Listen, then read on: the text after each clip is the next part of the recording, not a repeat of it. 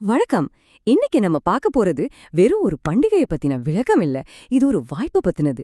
ஆமா, வெறும் ஒரே ஒரு இரவு நம்ம வாழ்க்கையே மாத்தக்கூடிய சக்தி வாய்ந்த ஒரு இரவு பத்தி தான் தெரிஞ்சுக்க போறோம். சரி வாங்க, இந்த மகா சிவராத்திரிக்குள்ள இருக்கிற ஆழமான அர்த்தம் என்னன்னு கொஞ்சம் உள்ள போய் பார்க்கலாம். கொஞ்சம் கற்பனை பண்ணி பாருங்களே. ஆயிரக்கணக்கான கோவில்கள்ல மணி ஓசை கேக்குது. ஓம் நம சிவாயன்னு அந்த மந்திரம் காத்துல மிதக்குது. சுத்தி இருட்டா இருந்தாலும் அந்த இருட்டு பயமுறுத்தல. ஏன்னா அது நம்ம உள்ளுக்குள்ள இருக்கிற இருட்ட விரட்ட போற ஒரு புனிதமான இரவு. இது சாதாரண இரவு இல்ல. இதுதான் மகா சிவராத்திரி. இந்த அற்புதமான இரவோட மையப்புள்ளியா இருக்கிறது யாருன்னா சிவன். நம்மள பல பேரு சிவன்னாலே அழிக்கும் கடவுள்னு தான் நெஞ்சிட்டு இருக்கோம் இல்லையா? ஆனா உண்மை என்னன்னா, அவர் பழையனவற்றை அழிச்சு புதியனவற்றிற்கு வழிவகுக்கிற ஒரு மாபெரும் பிரபஞ்ச சக்தி. பாத்தீங்கன்னா சிவனை ஒரே ஒரு வடிவத்துல அடக்கவே முடியாது. அவர் ஒரு பக்கம் ஆதியோகி, தியானத்தோட உச்சம், இன்னொரு பக்கம் அவரோட நடனத்தால தான் இந்த பிரபஞ்சமே இயங்குது. ஆணும் பெண்ணும் ஒன்னுதான், சமம்தான்னு சொல்ற அர்த்தநாரீஸ்வரர். சுருக்கமா சொல்லணும்னா அவர் மாற்றத்தின் மறு உருவம். சிவ தத்துவத்தை இந்த மூணே வார்த்தைகள்ல சொல்லிடலாம். அழிவு, அமைதி, அப்புறம் அறிவு. பாக்குறதுக்கு இந்த மூணு வார்த்தைகளும் தனித்தனியா தெரியலாம். ஆனா இது ஒரு சுழற்சி. நமக்குள்ள இருக்கிற தேவையில்லாத விஷயங்கள் அழியும்போதுதான் ஒரு விதமான அமைதி பிறக்கும். அந்த அமைதியிலிருந்து தான் உண்மையான ஞானம், அதாவது அறிவு உதயமாகும். இந்த சைக்கிள புரிஞ்சுக்கிறது தான் சிவராத்திரியோட நோக்கமே. சரி, இதெல்லாம் ஓகே. ஆனா இந்த சிவராத்திரி அன்னைக்கு நாம ஏன் இதை கொண்டாடணும்? இதுக்கு பின்னாடி ஒரு சூப்பரான ஆழமான தத்துவ கதை இருக்கு. வாங்க அந்த கதை என்னன்னு பாப்போம். ஒரு தடவை படைக்கும் கடவுளான பிரம்மாவுக்கும் காக்கும் கடவுளான விஷ்ணுவுக்கும் நடுவுல ஒரு பெரிய வாக்குவாதம் வந்துருச்சு. ஒன்னு விட நான் தான் பெரியவன் அப்படின்னு அவங்களோட ஈகோ மோதிக்கிட்டதுல பிரபஞ்சமே ஆட்டம் கண்டுருச்சு.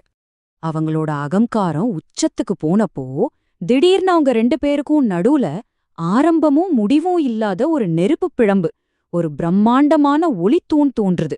அது வேற யாரும் இல்ல, சிவனேதான் அந்த ஜோதி வடிவத்துல நிக்கிறாரு.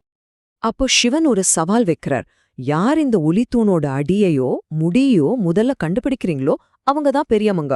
உடனே பிரம்மா ஒரு அன்னப்பறவையா மாறி மேல பறக்கிறாரு. விஷ்ணுவோ ஒரு பன்றி அவதாரம் எடுத்து பூமிக்கடியில தோண்ட ஆரம்பிக்கிறாரு. பல யுகங்கள் போய்கிட்டே இருக்கு. ஆனா ரெண்டு பேராலையும் அதோட எல்லைய கண்டுபிடிக்கவே முடியல. இந்த சம்பவத்துக்கு பேருதான் லிங்கோத்பவம். இதிலிருந்து அவங்க கத்துக்கிட்ட பாடம் ரொம்ப சிம்பிள், ஆனா ரொம்ப ஆழமானது. நம்மளோட நாங்கிற அகங்காரத்துக்கு ஒரு லிமிட் இருக்கு, ஆனா தெய்வீக சக்திக்கு எல்லையே இல்ல. அவங்க ரெண்டு பேரும் தங்களோட அகங்காரத்தை விட்டுட்டு அந்த எல்லையில்லாத சக்தியை உணர்ந்த அந்த புனிதமான இரவு தான் மகா சிவராத்திரி. ஓகே, கதை நல்லா இருக்கு, தத்துவமும் புரிஞ்சுது. இப்போ நாம செய்யற விஷயங்களுக்கு வருவோம். ஏன் விரதம் இருக்கணும்? ஏன் நைட்டு முழுக்க முழிச்சிருக்கணும்? இதுக்கு பின்னாடி இருக்கிற ரகசியம் என்ன? சிவராத்திரியோட முக்கியமான அனுசரிப்புகள் 3. 1 உபவாசம், 2வது ஜாகரணம், அதாவது இரவு முழுக்க கண் விழிக்கிறது, 3வது 4 கால பூஜை. ஆனா இது வெறும் சடங்கு இல்லைங்க, நம்மள நாமளே மாத்திக்கிறதுக்கான 3 பவர்ஃபுல் டூல்ஸ். ஏன் தூங்காம இருக்கணும்? ஏன்னா இங்க தூக்கம்ங்கிறது வெறும் உடம்பு ஓய்வெடுக்கதில்ல, அது நம்மளோட அறியாமைக்கு ஒரு சின்னம். சோ நாம இரவு முழுக்க விழித்திருக்கிறது எதுக்குன்னா, நம்ம உள்ளுக்குள்ள இருக்கிற அந்த அறியாமைங்கிற இருட்ட விலக்கிட்டு ஞானம்ங்கிற வெளிச்சத்துக்காக நம்ம விழிப்புணர்வோட காத்துட்டு இருக்கோம்னு அர்த்தம். 4 கால பூஜைன்னு சொல்றோம் இல்லையா? அது ஒரு முழுமையான சோல் கிளென்சிங் ப்ராசஸ் மாதிரி. முதல் கால பூஜையில பால் அபிஷேகம், அது நம்ம உடம்ப சுத்தம் பண்ணுது.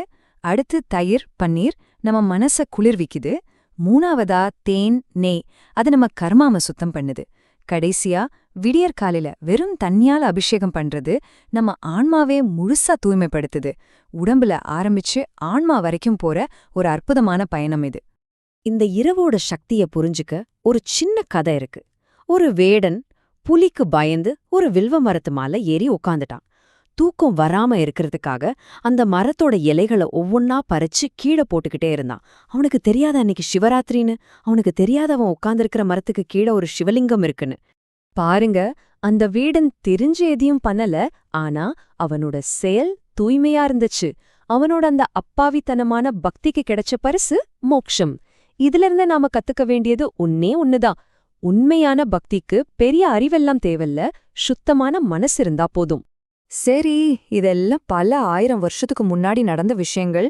இன்னைக்கு நம்மளோட அவசர உலகத்துல, இந்த இன்ஸ்டாகிராம் காலத்துல இது எப்படி பொருந்தும்?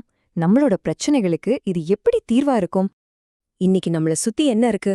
ஸ்ட்ரெஸ், பயம், போட்டி, கோவம், இந்த மாதிரி உள்மன போராட்டங்கள் தான் ஜாஸ்தி. சிவராத்திரி இந்த நெகட்டிவ் எனர்ஜில இருந்து வெளிய வரதுக்கு ஒரு வாய்ப்பு கொடுக்குது.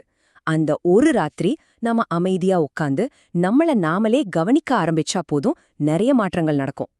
அப்போ சிவராத்திரிய நாம எப்படி பார்க்கணும்? அது ஒரு நாள் பட்னி கிடக்கிற விஷயம் மட்டும் இல்ல, அது நம்ம வாழ்நாள் முழுக்க நம்மள சுத்தப்படுத்திக்கிற ஒரு பயிற்சி. இது வெளியில செய்யற ஒரு சடங்கு மட்டும் கிடையாது, நமக்குள்ள நடக்க வேண்டிய ஒரு பெரிய உள்மன மாற்றம். இறுதியா சிவராத்திரி நமக்கு சொல்ற மெசேஜ் இதுதான்: ஒரே ஒரு ராத்திரி. அந்த ஒரு ராத்திரி நாம விழுப்பா இருந்தா, நம்ம கவனத்தை முழுசா நமக்குள்ள திருப்புனா, நம்ம வாழ்க்கை முழுசும் மாற வாய்ப்பு இருக்கு. இது ஏதோ நம்பிக்கை மட்டும் இல்ல, இது ஒரு வாய்ப்பு. அந்த மாற்றத்துக்கான வாய்ப்பை இந்த சிவராத்திரி உங்களுக்கு கொடுக்கட்டும்.